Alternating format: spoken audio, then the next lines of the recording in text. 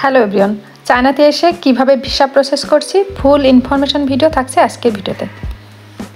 প্রথমেই বলি, কোনো দেশ থেকে চায়নাতে আসলে 30 দিনের মতো সময় পাবেন পুনরায় ভিসা করার জন্য। সেটা হোক স্টুডেন্ট ভিসা, ওয়ার্ক ভিসা বা স্পাউস ভিসা। এর ভিতরে ভিসা না করতে পারলে পুনরায় দেশে ব্যাক যেতে হবে। আমরা যে বাসা নিয়েছিলাম সেটা বেশ সুন্দর, পরিষ্কার, আর এটা বিশ্ববিদ্যালয়ের কাছে। চীনে বাসা নেওয়ার ক্ষেত্রে কিছু কিছু জিনিস খুবই ইম্পর্ট্যান্ট। যেমন বাসার মালিকের কাছ থেকে প্রথমত রেন্ট এগ্রিমেন্ট নিতে হয়, আর সেই পেপারসে অবশ্যই তোমার নাম এবং পাসপোর্ট নাম্বার থাকতে হবে। চীনে যদি তুমি নতুন বাসায় ওঠো তাহলে 24 আওয়ারের মধ্যে লোকাল পুলিশ স্টেশনে গিয়ে তোমার ঠিকানা রেজিস্টার করতে হবে। এটা খুবই গুরুত্বপূর্ণ, কারণ পরবর্তীতে রেসিডেন্ট পারমিট নবায়ন করার ক্ষেত্রে এই ঠিকানার কপিটা লাগে। তো আমরা বাসায় ওঠার পরের দিনই সকালে পুলিশ স্টেশনে গেছিলাম। পুলিশ স্টেশনটা ছিল কিছুটা গ্রামের ভিতরে, তো আমরা ওখানেই গেছিলাম। যাওয়ার পথে আমরা চাইনিজদের একটা উপাসনালয় দেখতে পাই। পুলিশ স্টেশনে যাওয়ার পরে আমাদের একটা ফর্ম দেওয়া হয়, যেটা টেম্পোরারি রেসিডেন্স রেজিস্ট্রেশন ফর্ম।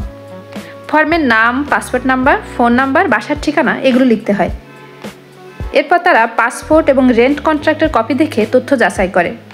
সব ঠিক থাকলে তারা একটা কাগজ দেয়, যেটা হলো পুলিশ রেজিস্ট্রেশন স্লিপ।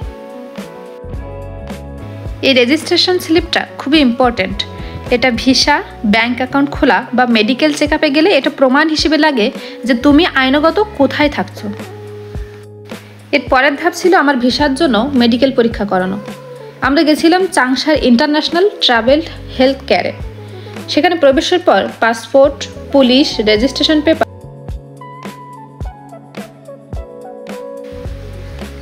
এরপর একে একে পরীক্ষা শুরু হয়। Eye test, blood test, chest X-ray, ECG, weight and height measurement.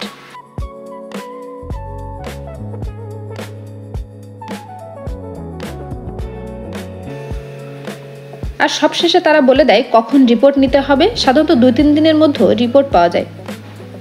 সব কিছু খুবই সিস্টেমিকভাবে হয় এবং স্টাফরাও অনেক helpful. So finally I got my medical report. It was all good.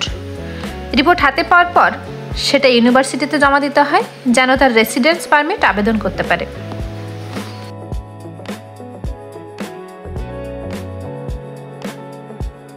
তো এটাই ছিল আমার আজকের ভিডিও। নতুন বাসায় ওঠা, পুলিশে ইনফর্ম করা আর মেডিকেল চেক আপের অভিজ্ঞতা। তো ভিডিওটি হেল্পফুল হলে অবশ্যই লাইক করে দিও, আর দেখা হচ্ছে পরবর্তী ব্লগে নতুন কোনো ভিডিও নিয়ে।